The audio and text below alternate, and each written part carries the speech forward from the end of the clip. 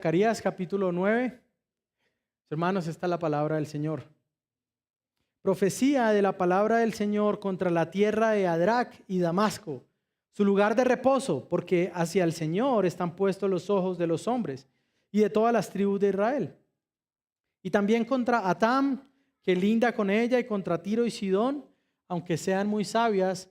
Tiro se ha edificado una fortaleza y ha amontonado plata como polvo y oro como barro de las calles. Pero el Señor la despojará y arrojará al mar su riqueza, y ella será consumida por el fuego. Ascalón lo verá y temerá. También Gaza se retorcerá con gran dolor. Lo mismo Ecrón, pues su esperanza ha sido confundida.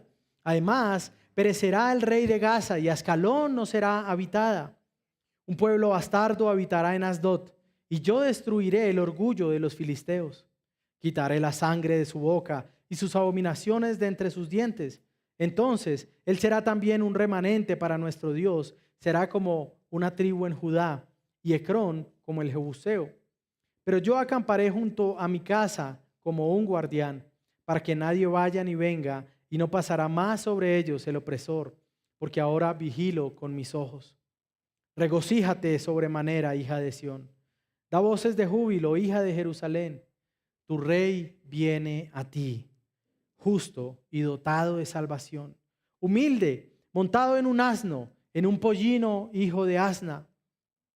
Destruiré el carro de Efraín y el caballo de Jerusalén, y el arco de guerra será destruido. Él hablará paz a las naciones, y su dominio será de mar a mar, y desde el río hasta los confines de la tierra. En cuanto a ti, por la sangre de mi pacto contigo, he librado tus cautivos de la cisterna en la que no hay agua.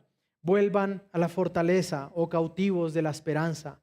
Hoy mismo anuncio que te restituiré el doble, porque entesaré a Judá como mi arco, y cargaré el arco con Efraín. Provocaré a tus hijos, oh Sión, contra tus hijos, oh Grecia, y te daré como espada de guerrero. Entonces el Señor aparecerá sobre ellos, y su flecha saldrá como un rayo. El Señor Dios tocará la trompeta y caminará en los torbellinos del sur. El Señor de los ejércitos los defenderá. Ellos devorarán y pisotearán las piedras de la honda, beberán y alborotarán como embriagados de vino. Se llenarán como tazón de sacrificio, empapados como las esquinas del altar.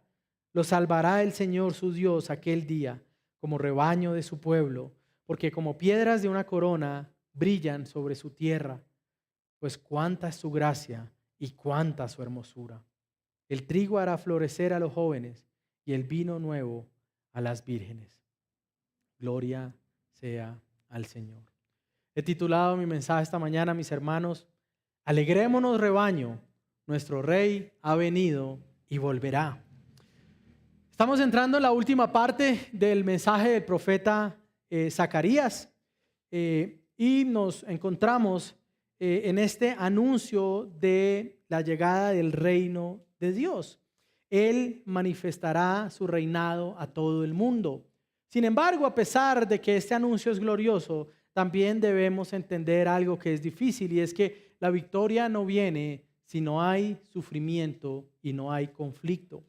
Ahora, estamos en una transición, porque el pueblo ahora puede disfrutar de un templo que ha sido reconstruido, pero aún no ha llegado el reino de Dios, o no se ha manifestado plenamente a ellos. Entonces ellos están en la mitad de una hora donde ya el templo está, y un entonces o en ese futuro que vendrá donde el reino será mostrado.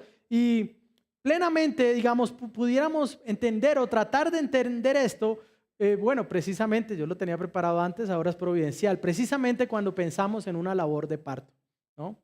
Es una labor que es difícil, que no ha llegado, que está a la espera, que traerá dolor. Sin embargo, el final asegura que habrá gloria.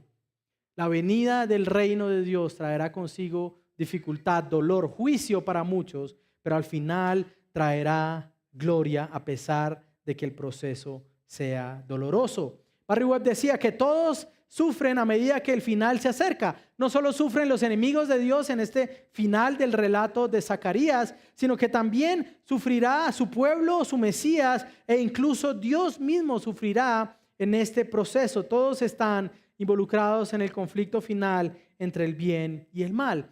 Así que nuevamente estamos en la última parte del libro de Zacarías, donde ahora, después de tener unas visiones, hemos hablado también del tema del ayuno y cómo Dios juzga a los corazones endurecidos y cómo Dios también trae su promesa para traer restauración a otros. Pero ahora vemos en estos últimos dos mensajes, Zacarías 9 a Zacarías 14 puede dividirse en dos grandes mensajes.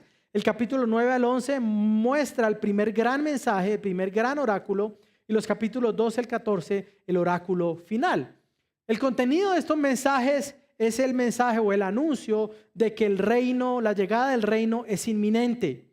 Esto traerá dos aspectos: juicio para los enemigos de Dios, pero por otro lado, la llegada del Mesías y la gloria del pueblo que espera. Y es necesario, antes de comenzar y en esta introducción de estos oráculos, quiero que entendamos que algunos elementos de estos mensajes próximos no están dados por Zacarías en un orden cronológico. Algunos describen esta parte final de Zacarías como si fuera una montaña rusa, un poco algo que no puede verse con claridad hacia dónde va. Entonces no es un elemento, no es una narración que esté en un orden de tiempo, sino de acuerdo a lo que se quiere presentar en cuanto al conflicto del bien y del mal. Y se muestra, o sea, el centro en estas narraciones no es el orden cronológico, sino el conflicto que hay. Y el conflicto es que el bien y el mal están en una batalla. Entonces, en este conflicto se presenta una combinación de secuencias donde a veces se presentan eventos que serán cumplidos en la época de Zacarías, a veces se presentarán eventos que se cumplen con la llegada de Cristo, pero a veces, como en este texto, se presentarán elementos que se van a cumplir en el regreso del Señor Jesús. Y también otra cosa que debemos entender cuando nos acercamos a Zacarías es que el uso de los términos Israel y Jerusalén no necesariamente se usan en el sentido histórico y ordinario. Es decir, no se referirá a Israel siempre como la nación de los descendientes de Abraham en la carne, sino principalmente como el pueblo de Dios del final de los tiempos, y a Jerusalén se referirá como la ciudad futura, la Jerusalén celestial que vendrá. Así que tenemos que entender estas cosas cuando nos acercamos a ver este tipo de narración de estos oráculos finales. Y al acercarnos a este texto, que incluye uno de los textos más conocidos del Antiguo Testamento, en los versículos 9 y 10, anunciando la llegada del Mesías montado en un pollino, quiero que nos centremos en el siguiente mensaje de este pasaje, y es el siguiente: el Rey justo vino y vendrá como Salvador y pastor de su rebaño. El Rey justo vino y vendrá como Salvador y pastor de su rebaño. Y quiero ahora mostrar tres aspectos de este anuncio de la llegada de Cristo en su primera y en su segunda venida. El verso 1 al 8 nos muestra que el Señor Jesús vino como guardián y vigilante de su casa. Verso 9 al 10, vino como un rey justo y humilde. Y versos 11 al 17, volverá como un Salvador, o como el Salvador de su rebaño. Así que, en primer lugar, sobre la venida de este Rey justo, es que Él vino como guardián y como vigilante de su casa, ¿no? Ahora, lo primero que nos encontramos en el inicio de este oráculo, o en el inicio de este mensaje, es que la palabra del Señor viene a Zacarías. Es decir, Zacarías no está hablando porque tiene resentimiento contra los enemigos del pueblo.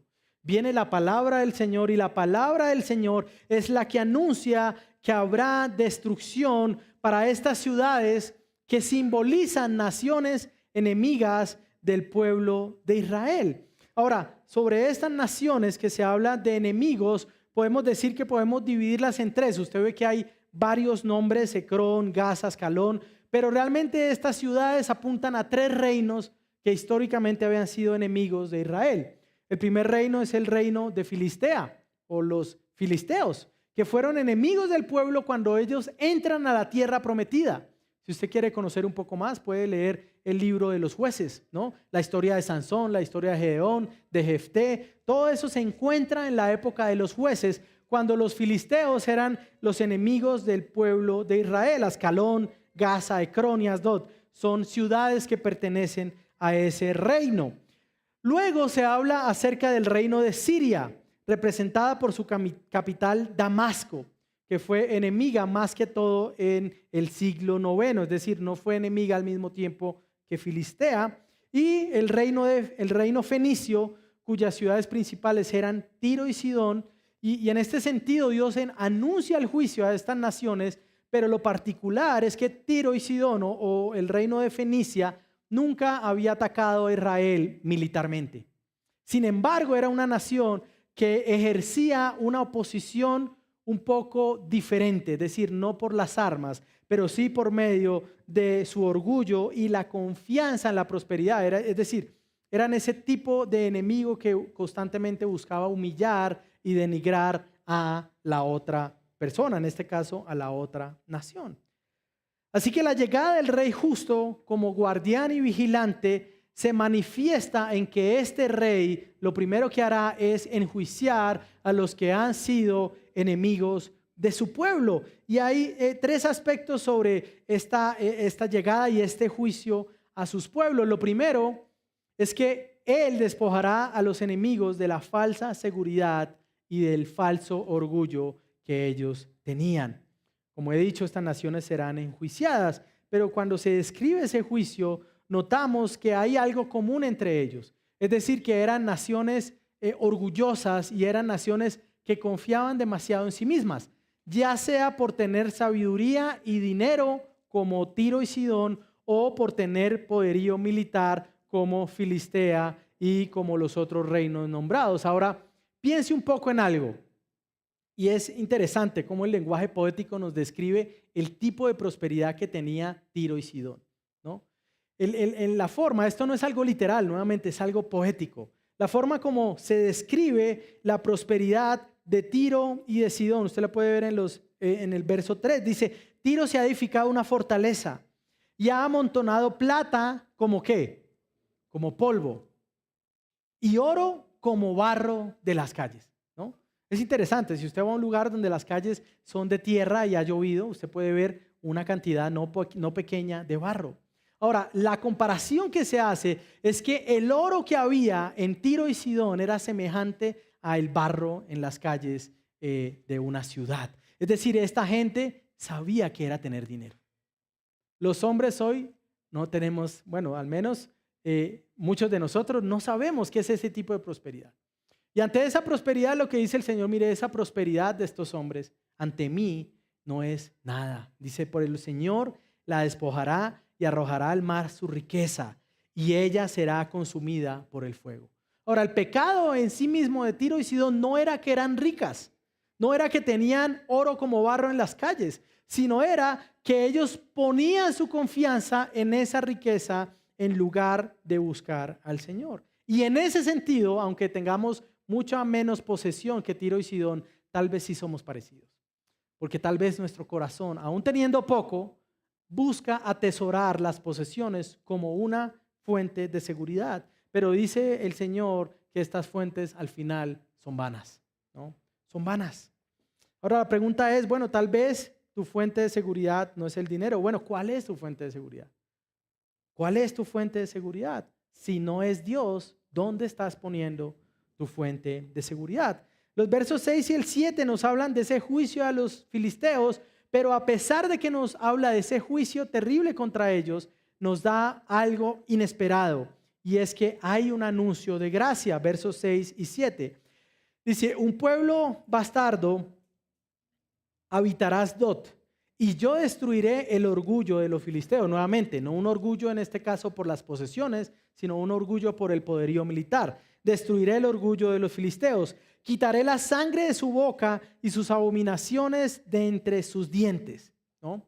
Es decir, el Señor dice, mire, todas esas costumbres paganas que a veces reflejaban orgullo y autosuficiencia, todos esos sacrificios vanos, yo destruiré esa nación.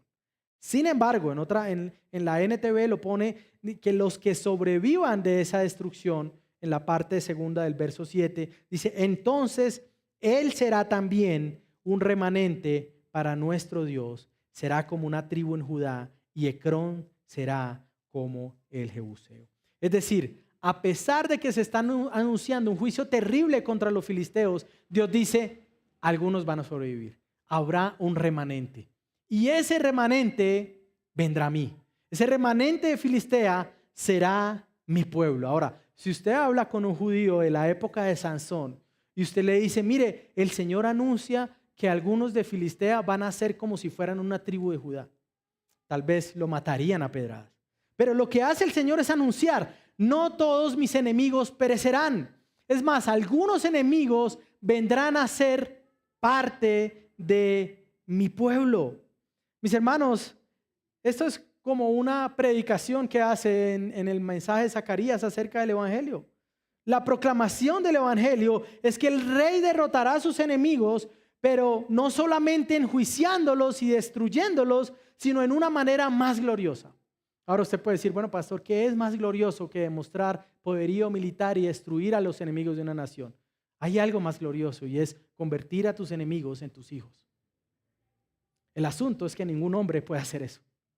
Solo Dios tiene tanto poder y tiene tanta misericordia y tiene tanta gracia para decir, ustedes serán mis enemigos, pero yo soy tan poderoso que yo puedo transformarlos en mi familia.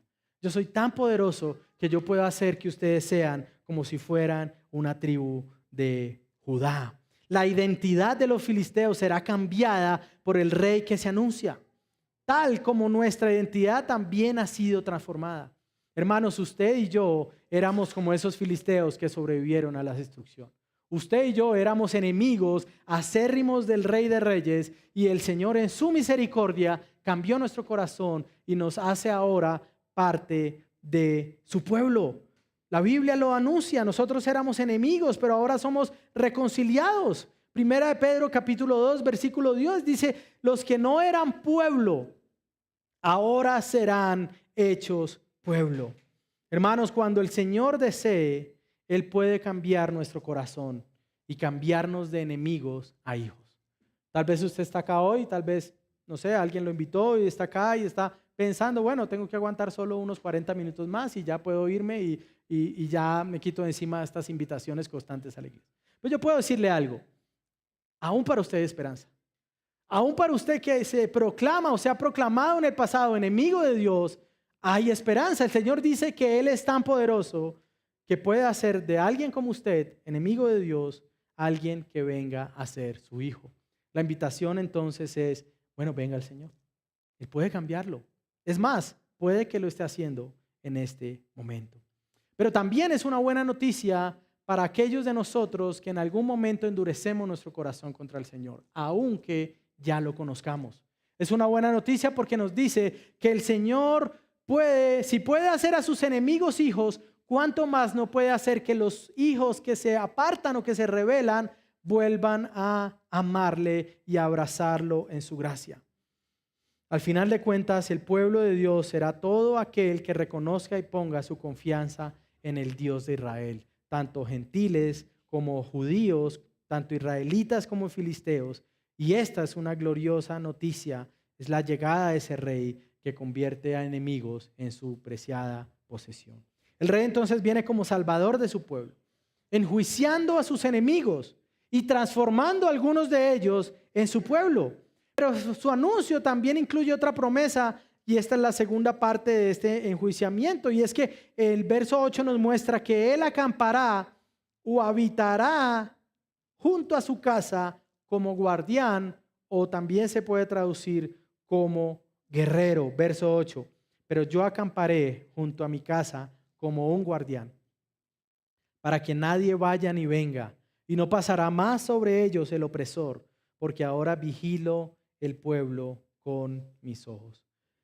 Hermanos, para un pueblo que está regresando del exilio, para un pueblo que sabe que es sufrir por el yugo de las naciones y que ahora está regresando como exiliados, es buena noticia que el Señor anuncie que Él acampará junto a su casa, es decir, junto a su templo. Él se presenta como guerrero, como vigilante en medio de ellos. Pero en tercer lugar, vigilará sobre ellos y anuncia que ellos nunca más serán oprimidos. Recuerde la historia de Israel. Salen de Egipto, parece que ahora somos hombres libres. No, su idolatría trae a Filistea y entonces ellos nuevamente son oprimidos. Pero son derrotados y David se levanta y todos mueren. Parece que ahora sí, pero no. Vez tras vez, ellos son librados de ser esclavos y de sus enemigos, pero vez tras vez, por la idolatría de su corazón y por su necedad, ellos vuelven a ser oprimidos. Así que esta promesa de que esa opresión nunca más volverá, para estos hombres que escuchan por primera vez, es una promesa gloriosa. Este nuevamente es el caso. Dios promete misericordia a su pueblo, pero anuncia entonces que serán librados para siempre, a causa de que Dios mismo habitará con ellos. Qué buena noticia. Donde yo vivo, en el barrio donde yo vivo, hay un vecino que tiene un negocio de huevos orgánicos y demás. Bueno, el asunto es que este hombre, el conjunto donde yo vivo, tiene muchos parqueaderos, pero él deja su carro en la calle. Y yo decía, wow, esta persona tiene mucha fe, o sea, es una persona muy confiada, ¿no? Porque Bogotá es una ciudad peligrosa. Sin embargo, hace algunos meses me enteré que junto al lugar donde él deja ese carro, vive un hombre que tiene un alto cargo en la policía, es un capitán o coronel, algo así, muy arriba. Ese hombre sabe por qué puede dejar el carro ahí. Pero hermanos, nuestro Dios, el que está anunciando esto, no es un coronel ni un general en un país, ni siquiera en un país poderoso. Él es el rey de todo lo que existe. ¿Cómo no considerar que eso es buena noticia? El hecho de que Dios acampe en medio de su pueblo es una buena noticia para ellos. Mis hermanos, cuando Cristo se hizo hombre en la segunda persona de la Trinidad, Dios cumple esta promesa. Él acampa en medio de su pueblo y dice Juan capítulo 1 que Él viene a ser tabernáculo en medio de ellos, acampa en medio de ellos, libera su corazón del cautiverio, pero les anuncia que nunca más serán oprimidos. Cristo y su presencia en medio de nosotros, su presencia en medio de la iglesia es lo que nos asegura que el pecado nunca más se enseñoreará de nosotros. Y deberíamos tener gozo en medio de eso. Es lo maravilloso de la iglesia, lo maravilloso de congregarnos, es celebrar que Dios ha decidido acampar en medio nuestro. La pregunta es si usted ve el día del Señor de esa manera, si usted ve nuestra reunión dominical de esa manera.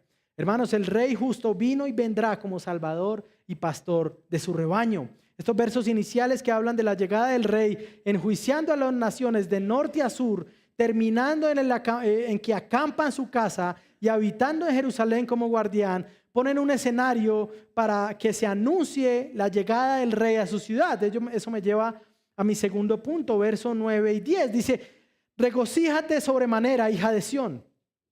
Da voces de júbilo, hija de Jerusalén. Tu Rey viene a ti, justo y dotado de salvación, humilde, montado en un asno, en un pollino, hija de asna. Destruiré el carro de Efraín y el caballo de Jerusalén, y el arco de guerra será destruido.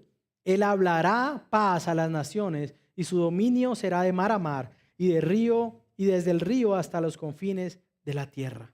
Él vino como un rey justo y humilde. Estos versos de Zacarías, como dije al inicio, son probablemente los versículos más famosos del Antiguo Testamento. El anuncio de la llegada de Jesucristo como un rey humilde, como el renuevo. Recordemos, hemos hablado del renuevo, hemos hablado de esta figura mesiánica que combina los oficios de sacerdote y de rey, pero ahora se nos está nombrando cómo será la llegada de este renuevo. Ahora, al acercarnos a ese pasaje, debemos afirmar claramente, y de hecho el mensaje del Evangelio de Juan y de Mateo nos dice, ese rey no es otro sino Jesús. O se dice, entró de esta manera para que se cumpliera lo que se había hablado acerca de él. Pero pensemos un poco en estos hombres del tiempo de Zacarías. Podemos decir que Zacarías no está hablando de alguien diferente al que se presenta en los primeros 8 versículos. En los primeros 8 versículos, el que habla de que enjuiciaré a su pueblo no es otro sino Dios mismo. Es decir, Dios, Jehová de los ejércitos, es el que se anuncia. Sin embargo, ahora, cuando se habla de esta figura que entra en el pollino, no podríamos pensar que es otra persona. Es decir, el que entra cabalgando en este hijo de asno no es otra persona sino Dios. Sin embargo, se nos presenta un problema aquí. ¿Cómo es posible que Dios entre cabalgando en un pollino? ¿Cómo es posible que ese Dios que ni siquiera Moisés pudo verlo, porque es espíritu y no tiene cuerpo, cómo es posible que este Dios pueda hacer estas cosas? Pero también la manera, el uso de los tiempos gramaticales nos presenta una dificultad. El verso 10 dice, destruiré el carro de Efraín, hablando Dios en primera persona. Pero el verso 9 dice, regocíjate, hija de Sión, dice, tu rey viene a ti, es decir, está hablando en tercera persona. Ahora, ¿quién viene acá? ¿Es Dios mismo o es un hombre? La respuesta es sí. Y la solución a este misterio, la solución a esto es más sencilla de lo que parece, pero al mismo tiempo es profundamente misteriosa. Tiene que ser un hombre porque va a entrar cabalgando y va a ser visible, pero al mismo tiempo tiene que ser Dios porque se está anunciando que es el Mesías. No puede ser nadie más sino Cristo mismo el que entra allí. Es Dios quien llegará, pero efectivamente es un hombre. La hija de Sión entonces debe alegrarse porque su Mesías finalmente llegará. Debemos alegrarnos porque Él ha llegado. Estos hombres debían alegrarse cuando Cristo llegó cabalgando una semana antes de ser crucificado, entrando triunfalmente a Jerusalén. Ahora la pregunta es si este gozo que ellos pudieron sentir por la llegada del Mesías es algo que aún nosotros hoy podemos sentir cuando afirmamos Jesús es el Hijo de Dios, ha venido, murió en la cruz, resucitó entre los muertos al tercer día, dejó su tumba vacía y por eso es que yo puedo tener vida. ¿Es el mismo gozo que hay en nosotros de conocer a Dios? Es más, ¿es el mismo gozo el que usted le enseña a sus hijos? Papás, a veces le enseñamos a nuestros hijos con tanta diligencia a gozarnos por cosas de este mundo, pero no les enseñamos con la misma diligencia a gozarnos por conocer a Dios. Somos prontos en hacer los hinchas de un equipo o de otro, o en que les guste el ciclismo, o en que les guste un deporte o aquel. Somos prontos en que les enseñamos a que les gusten ciertas comidas, pero a veces no somos tan rápidos para enseñarles que se gocen con el Señor. En este punto debemos recordar lo que hablamos en la introducción. Estos oráculos incluyen elementos tanto de la primera venida de Cristo en su encarnación, como esto, como también elementos del dominio soberano de Dios que volverá, es decir, de Cristo en su segunda venida. Él viene como rey. La venida de Jesús, el Mesías, es la venida de Dios mismo. Viene a derrocar a sus enemigos, pero también viene a proclamar paz. Fíjense en lo que dice, Él proclamará paz, dice, hablará paz a las naciones, es decir, el rey que viene sentado en ese pollino que era un símbolo de venir en paz. Ahora, la humildad de Cristo en su llegada no es venir en un pollino, es el hecho de que se hizo hombre. Pero lo que está hablando es que su humildad aquí es que siendo un rey que puede destruir a todos sus enemigos con solo pensarlo, viene montado en un pollino que era símbolo de venir en son de paz. Cuando el rey quería venir en símbolo de guerra, lo que montaba era un corcel. Pero Cristo entra en un pollino. ¿Por qué? ¿Cómo puede ser esto posible? También se anuncia de que los enemigos serán destruidos, pero al mismo tiempo se dice que Él anunciará paz a sus enemigos. La respuesta es que Jesús en su venida, llegando en el pollino, en su primera venida, lo que le está diciendo a sus enemigos es la hora de rendirse. Mateo capítulo 4 habla de que Jesús en su llegada dice arrepiéntanse porque el reino de Dios se ha acercado.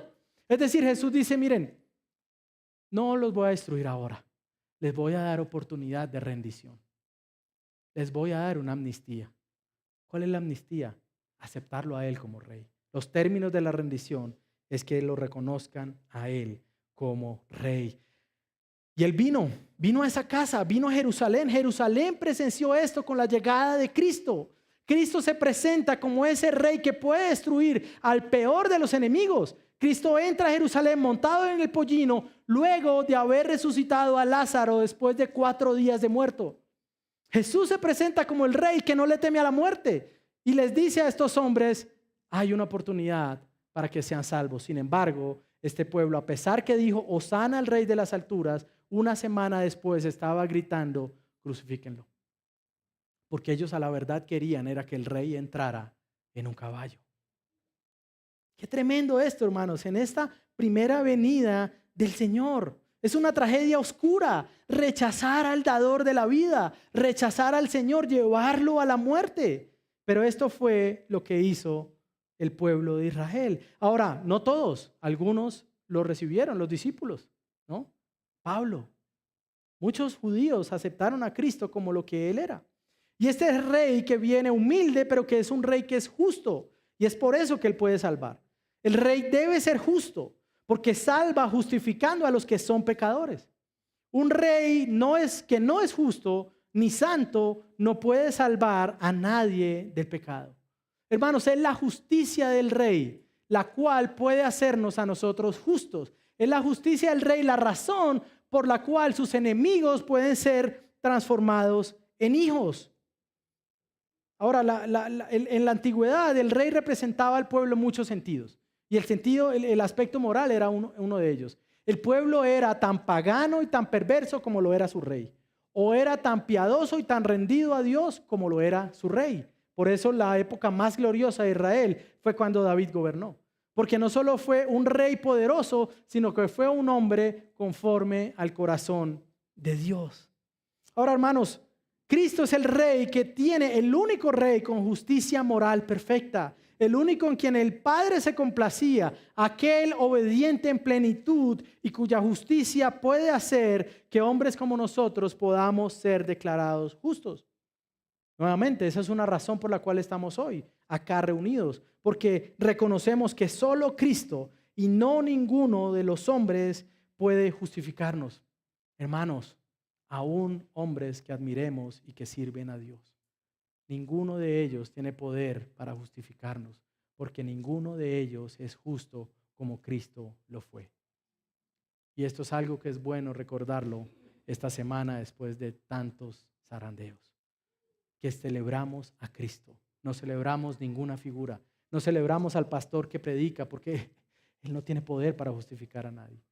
Celebramos que Cristo es el justo, el santo, el Hijo de Dios. Estamos acá para celebrar su justicia. Es humilde, montado en un pollino. Ellos querían más una imagen como la de Saúl, pero él entra con total humildad, anunciando paz a sus enemigos. Pero también viene como predicador, como dije hace un momento, este Mesías viene anunciando la paz, que es lo que habla Mateo cuando comienza a hablar. El primer sermón de Jesús fue corto. La idea de él, no sé cuántas palabras eran, pero era: arrepiéntanse porque el reino de los cielos se ha acercado. Ese era el mensaje de nuestro Señor. Pero este rey también tendrá un dominio soberano. La obra del rey, verso 10, en la primera parte: destruiré el carro de Efraín. Él hablará paz a las naciones. Reinará sobre toda nación. Hermanos, no hay una barrera humana que haga imposible que el evangelio pueda avanzar.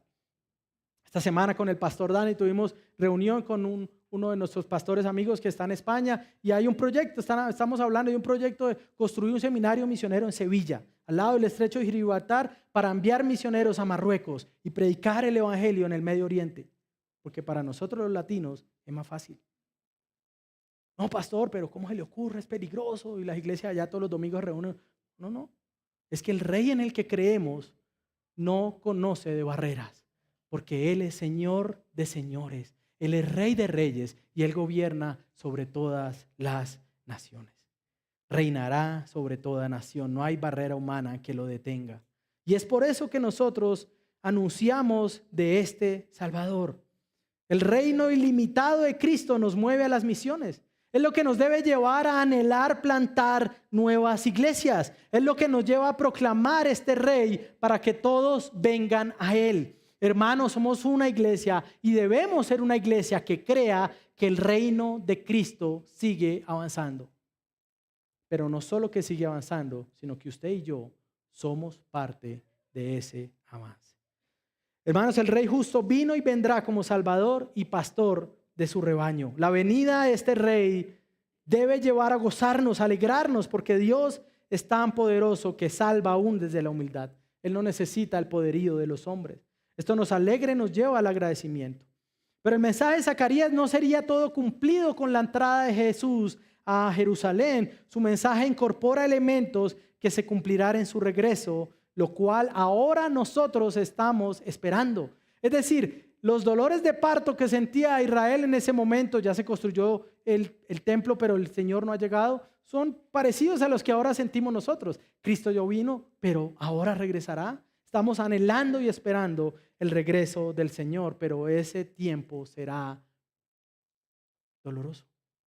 Sin embargo, la promesa y la seguridad que tenemos es que el final será glorioso. Y esto me lleva a mi último punto, que Él volverá como Salvador de su rebaño. Verso 11. En cuanto a ti, por la sangre de mi pacto contigo, he librado a tus cautivos de la cisterna en que no hay agua. Ahora, en este oráculo el Señor recuerda al pueblo, a estos exiliados, qué tipo de relación los une con el Señor. Estos eran hombres que habían estado como esclavos en Babilonia por 70 años y ahora están regresando a esta ciudad que hasta ahora se reconstruye. Ellos como nación tenían como identidad que Dios había hecho un pacto con ellos, un pacto con Abraham, un pacto con Noé, un pacto con Moisés, un pacto con David. Ellos son el pueblo del pacto. Entonces ahora Dios les recuerda a ellos que la relación que los une sigue intacta. Ustedes son el pueblo de mi pacto.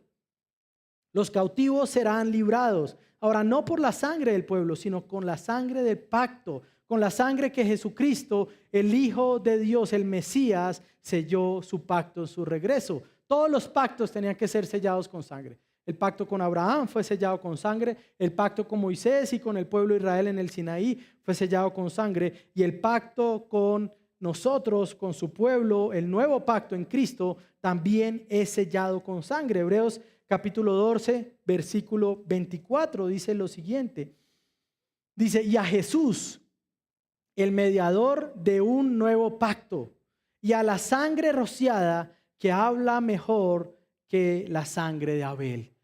Todo el derramamiento de sangre del antiguo pacto apuntaba a que vendría una sangre mejor, a que vendría un derramamiento único y definitivo por la salvación de los cautivos. Debido al precio que Jesús pagó con su sangre, Él puede liberar a los prisioneros de la cisterna. Era un pozo, la cisterna era un pozo que se usaba como un calabozo, como una especie de prisión. Y sobre esto, Stephen Rummage usa una ilustración que yo quiero adaptar un poco a nuestro tiempo, ¿no? Y es la siguiente. Imagínese, hermano, que usted está en un lugar más alto que este, ¿no? 6 metros, pero no en lo alto, sino que usted está en lo profundo. Que usted está en un pozo, imagínese un pozo de agua, que es lo que era una cisterna. Es más, imagine que usted está acá, pero que lo rodean paredes y que arriba está la salida. El problema es que las paredes de este pozo son filudas y al mismo tiempo resbaladizas. Es decir, usted no puede salir por su propia fuerza. Es demasiado profundo para saltar de él. Las paredes lo hacen imposible. La pregunta es, ¿cómo puedo entonces salir de ese lugar? ¿Cómo puedo salir de ese pozo? No puedo escalarlo. Mis fuerzas no alcanzan. ¿Cómo es posible que yo pueda salir? En ese momento aparece alguien, una persona moralista, ¿no? Y le dice, en realidad es grave lo que está pasando contigo, pero yo creo que tú hiciste algo para estar allí. Tú pecaste en una manera terrible, porque nadie cae en un pozo a no ser de que hubiera cometido un pecado grave. Pero el hombre o usted siguen ahí en el pozo. Luego usted ve que se acerca un filósofo y le dice, bueno, al final, ¿cómo sabes que es un pozo? Defíneme un pozo. Es más, es posible que solo tú pienses que estás ahí, es un estado de tu mente, pero usted sigue en el pozo. Ahora luego pasa un político y dice, bueno, tengo un nuevo programa que estoy proponiendo al Congreso. Y entonces voy a eliminar estas trampas como la trampa en la que tú caíste. Pero usted sigue en el pozo. Luego pasa un policía, un inspector de la zona y le dice, quiero ver el permiso que usted tiene para poder estar en ese pozo. Y usted sigue en ese pozo. Luego pasa una persona pesimista y dice, nunca vas a salir de ese pozo. Es más, va a llover y el techo tiene goteras. Y usted sigue en ese pozo. Luego pasa un ingeniero y le dice, el pozo en el que usted está tiene 10 metros de profundo, tiene 4 de ancho y 6 de largo. Pero usted sigue en el pozo. Pasa un optimista y dice, así que usted ha caído en el pozo, sácale el máximo partido. Haga lives, y empiece a hablar de cómo se siente vivir en un pozo para tener muchos seguidores. No. Pasa un psicólogo y le dice, quizá tu madre te empujó en ese pozo. Quizá algo que viviste en tu niñez te empujó a sentirte en ese estado de estar en ese pozo. Es más, ¿cómo te sientes estando en el pozo?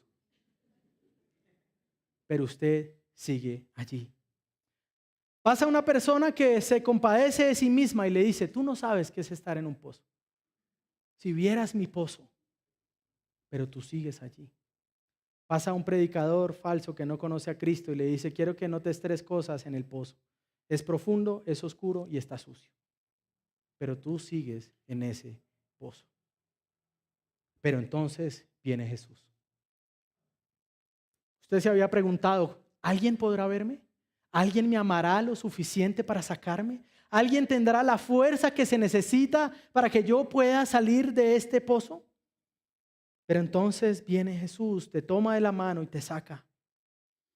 Hermano, nosotros estamos en una situación peor que estar en un pozo así.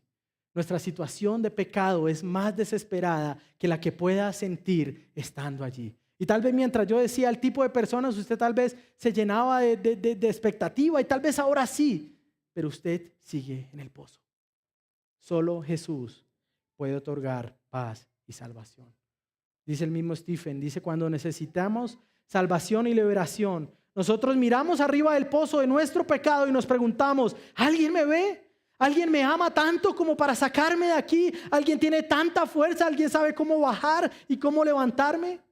Hermano, el Evangelio de Jesucristo responde esa oleada de preguntas con un fuerte sí. Jesús te ve, Jesús te ama, Jesús es lo suficientemente fuerte. Hermanos, nosotros no tenemos capacidad en nosotros mismos para sacarnos del pozo. Nosotros no tenemos las herramientas, no tenemos la sabiduría, no tenemos el poder para hacerlo.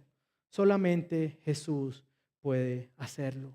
Su sangre derramada en la cruz hizo posible que nosotros seamos sacados de la cisterna y de la desesperación de nuestro pecado.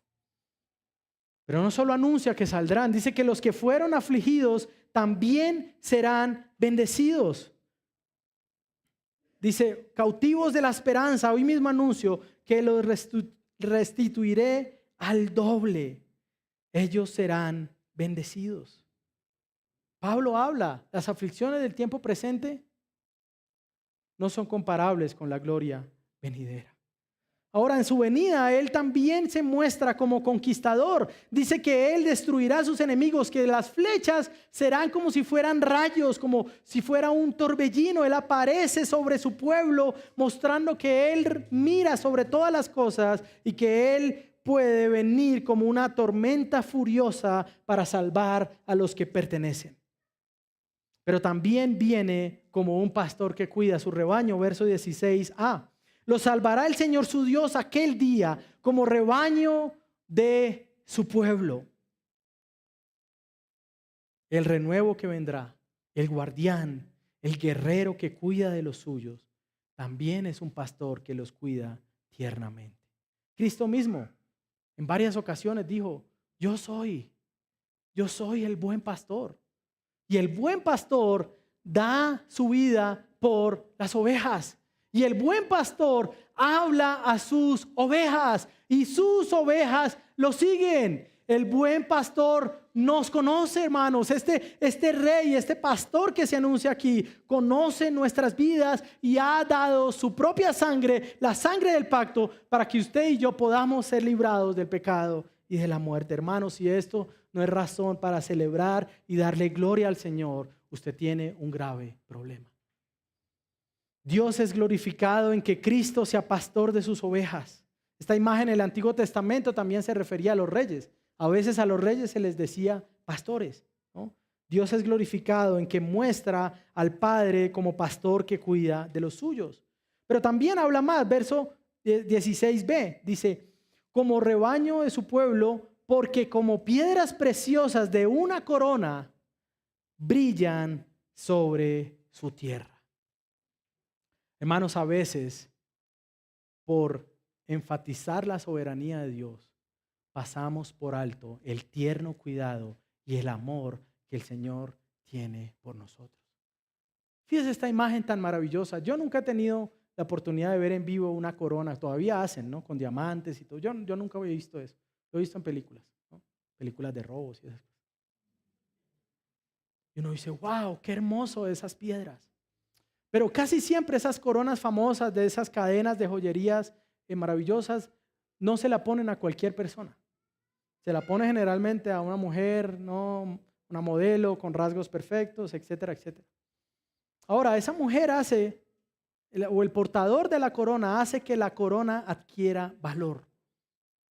Es algo que está ahí.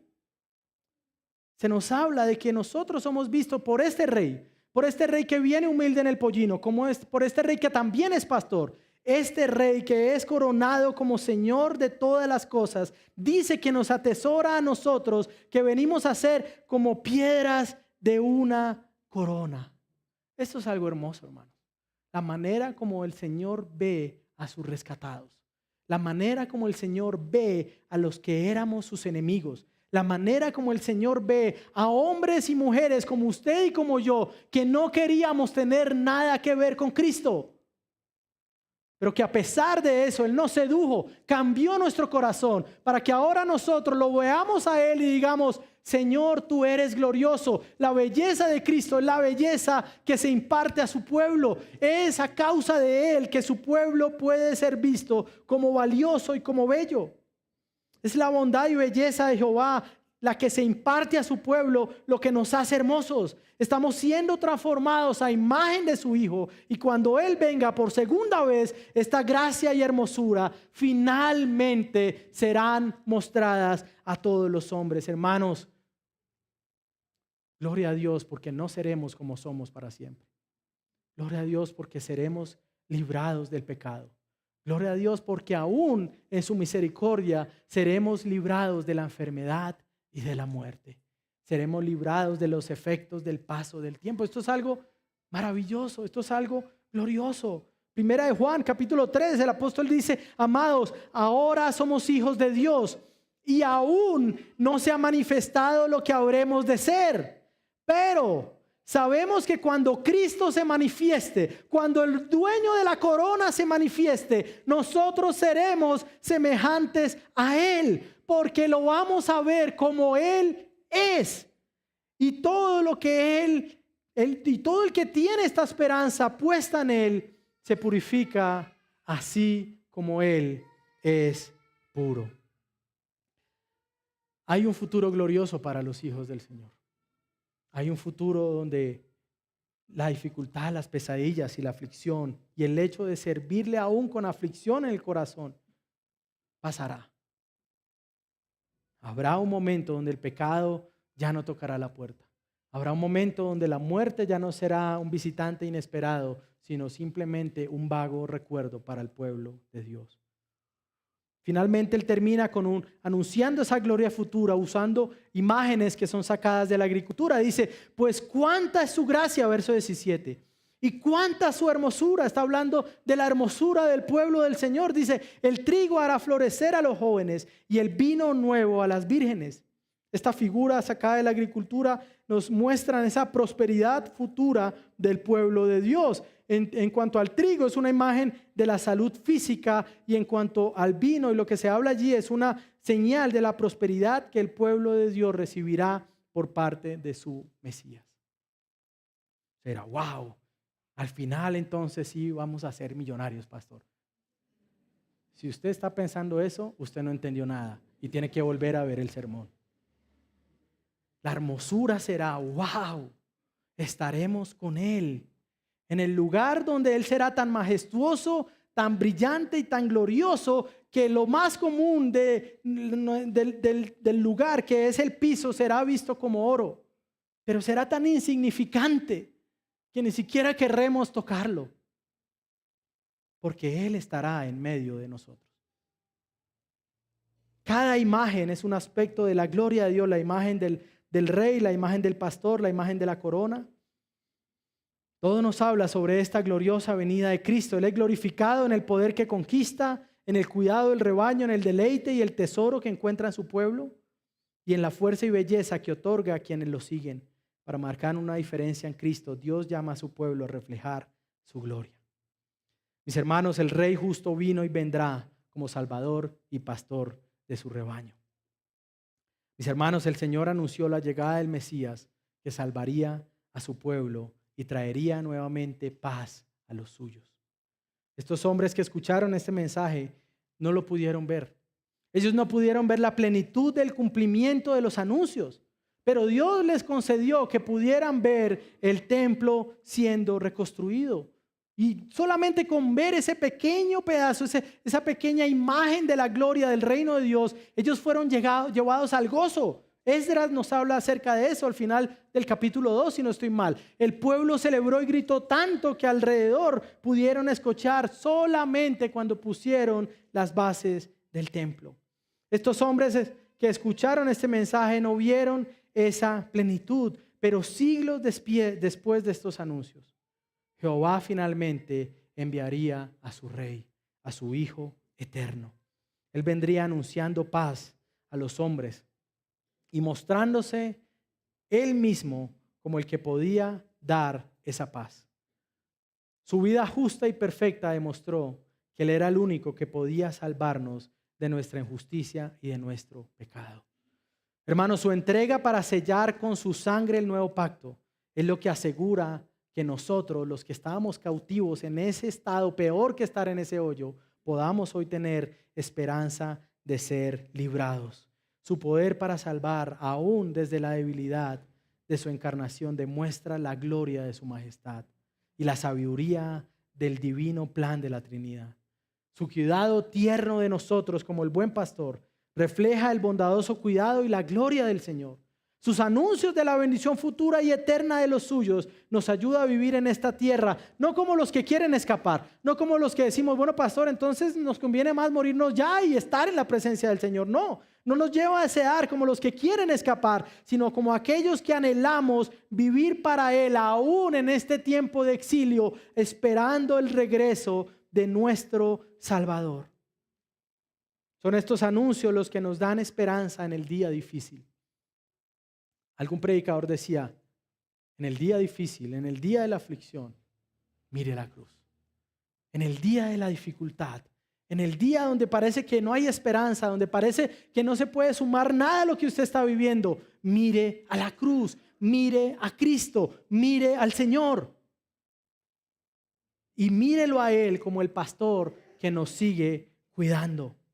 Son estos anuncios los que nos dan esperanza. Cuando la oscuridad del mundo y aún la debilidad de los que lo conocemos parece que va a vencer, parece que no hay esperanza, parece que los mejores hombres de nuestro ejército caen y parece que no hay lugar a donde ir. Pero nuestro Rey ha vencido. Él sí es perfecto. Él nunca caerá. Él no habrá sombra de duda en Él. Él es el Rey. Él es el Señor, Él es el justo, Él es cuya justicia se imparte a nosotros para que podamos reflejarlo. El anuncio de su regreso y de sus promesas futuras nos llevan a regocijarnos como se le manda a la hija de Sión. Oh, mis hermanos, que podamos recordar la hermosura y la majestad de nuestro Rey, ese Rey justo que vino, pero ese Rey justo que también volverá, el Salvador de hombres y mujeres como nosotros. Alegrémonos, rebaño. La pregunta es, ¿cómo usted va a vivir mientras el Señor regresa? No, pastor, pues voy a la iglesia de vez en cuando. Es más, creo que voy a ser el discipulado. ¿Cómo usted va a vivir mientras vuelve su Señor? Stradivarius fue conocido porque sus violines son los más famosos, ¿no? Y fueron más famosos porque en esa época había otra familia que producía los violines más costosos, y era la familia Amati. La familia Amati construía unos violines que eran adecuados para lugares pequeños y su sonido era maravilloso. Sin embargo, la música empezó a cambiar en esa época y se empezaron a hacer grandes conciertos. Stradivarius vio esto y empezó a diseñar violines que eran tan maravillosos que podían estar hasta una audiencia de cientos de personas y conservar su sonido perfecto. Se dice que estos violines tienen un costo muy alto y que cuando Stradivarius murió había hecho un violín que era tan perfecto que él llamó el Mesías.